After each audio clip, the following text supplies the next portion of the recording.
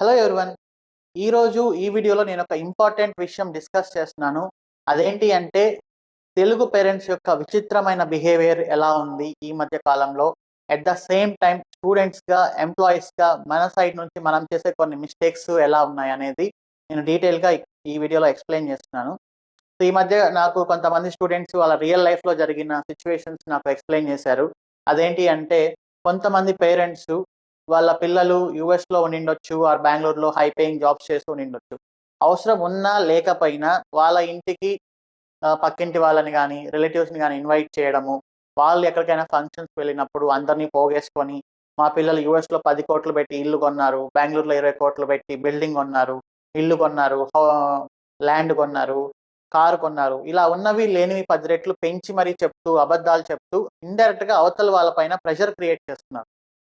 ఇది తెలియక పాపం కొంతమంది పేరెంట్స్ వాళ్ళ పిల్లల పైన చూడు వాళ్ళ పిల్లలు అంత సంపాదిస్తున్నారు, ఇంత సంపాదిస్తున్నారు. నువ్వేమో ఇలానే ఉన్నావు. ఇలా ఇండైరెక్ట్‌గా వీళ్ళ పైన ప్రెషర్ క్రియేట్ చేస్తున్నారనమాట. సో, ఇదంతా ఈ ప్రాసెస్‌లో ఎవరు హ్యాపీగా ఉండరు. ఇప్పుడు ఎవరైతే గొప్పలకి పోతున్నారో ఉన్నవి లేనివి చెప్పుకొని, రేపు ఆ పేరెంట్స్ దగ్గరికి ఇంకొకరొచ్చి, మా పిల్లలు 50,00,00,000 పెట్టి ఇల్లు కొన్నారు. మీ పిల్లలేంటి 10,00,00,000 పెట్టే కొన్నారా? సో, ఇలాంటివన్నీ ఎక్కువవుతున్నాయి. మా పిల్లలు యూఎస్‌లో ఉన్నారు. మీ పిల్లలు యూఎస్‌కి పోవట్లేదా? కంపెనీ వాళ్ళు పంపించట్లేదా? మీ పిల్లలకి తక్కువ సాలరీ వస్తుందా? మీ పిల్లలు ఏం కొనట్లేదా ఈ మధ్య? ఇలాంటివన్నీ లేనిపోని ప్రెషర్స్ పేరెంట్సే క్రియేట్ చేస్తున్నారు ఒకరికొకరు. కొంతమంది గొప్పలకు పోతున్నారు. అవతల వాళ్ళు వాటిని నమ్మి వాళ్ళ పిల్లల పైన ఈ ప్రెషర్‌ని క్రియేట్ చేస్తున్నారు. ఇది చాలా పెద్ద మిస్టేక్. ఎవరు ఎవరికీ గొప్ప కాదు. అమెరికాలో 32,00,00,000 మంది ఉన్నారు. అందరూ జాబ్స్ చేస్తున్నారు. అందరూ బతుకుతున్నారు. ఎవరు ఎవరికీ గొప్ప కాదు. ఓకే. సో, నాకైతే 3 కంట్రీస్ వీసాస్ ఉంది. నాకు మెక్సికో వీసా ఉంది. సింగపూర్‌లో హై టెక్నికల్ వీసా ఉంది. యూఎస్ వీసా ఉంది. నేను ఒక 20 డేస్ టైమ్ స్పెండ్ చేస్తే నాకు జర్మనీ వీసా వస్తుంది. దుబాయ్ వీసా వస్తుంది. ఎక్కడికి కావాలంటే అక్కడికి వెళ్ళగలను. బట్ ఎవరు ఎవరికీ గొప్ప కాదిక్కడ. ప్రతి ఒక్కరు థింక్ చేయాల్సింది ఏంటి అంటే ప్రతి పేరెంటు వాళ్ళ పిల్లలు ఒక డీసెంట్‌గా జాబ్ చేయాలి. డీసెంట్ సాలరీ సంపాదించాలి. వాళ్ళు హెల్తీగా, హ్యాపీగా వాళ్ళ ఫ్యామిలీతో టైమ్ స్పెండ్ చేయాలి. సో, దీనిపైన మాత్రమే థింక్ చేయాలి. అవతల వాళ్ళెవరో ఉన్నవి లేనిపోని చెప్తున్నారని నమ్మి, ఆ ప్రెషర్‌ని మీ పిల్లల పైన క్రియేట్ చేయొద్దు.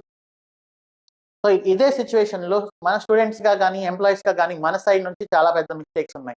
మనమేంటి అంటే ఒక ప్రాపర్ గోల్ లేకుండా ఇష్టమొచ్చినట్లు టైమ్ వేస్ట్ చేస్తూ, ఎలాంటి ఒక డైరెక్షన్ లేకుండా మనం మన లైఫ్‌ని గడిపేస్తున్నాం. బీటెక్‌లో 4 ఇయర్స్ ఏం చేసామో తెలియట్లేదు.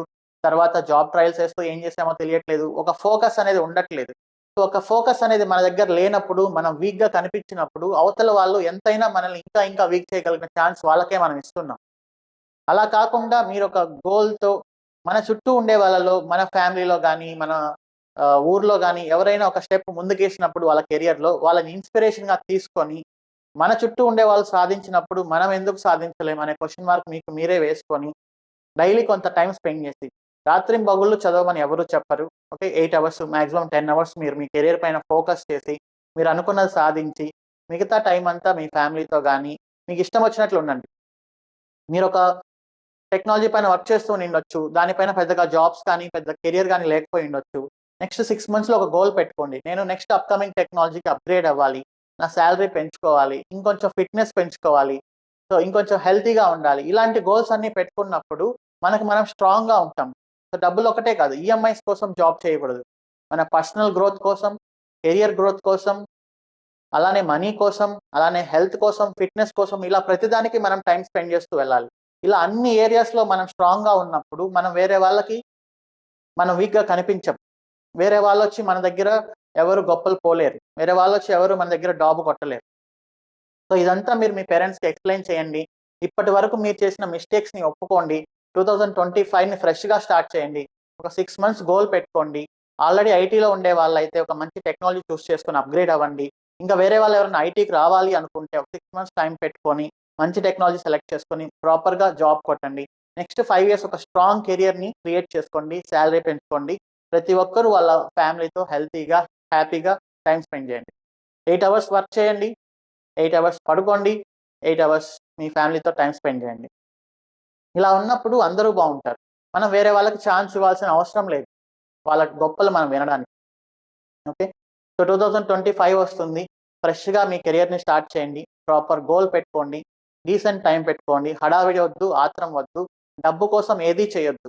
ఈఎంఐస్ కోసమో, కార్లు కొనడం కోసమో, బిల్డింగ్లు కొనడం కోసమో జాబ్స్ చేయొద్దు. మీ కెరియర్ గ్రోత్ కోసం జాబ్ చేయండి. మీరు టెక్నాలజీ అప్గ్రేడ్ అవ్వాలి అని అనుకున్నప్పుడు ఆటోమేటిక్గా మనీ అనేది పెరుగుతుంది.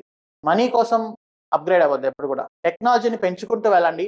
ఆటోమేటిక్గా మనీ మీరు వద్దన్నా వస్తుంది. మీ శాలరీ మీకు వద్దన్నా కూడా ఇంక్రీజ్ అవుతూనే ఉంటుంది. Okay, thank you so much. Wish you happy new year. See you in next video.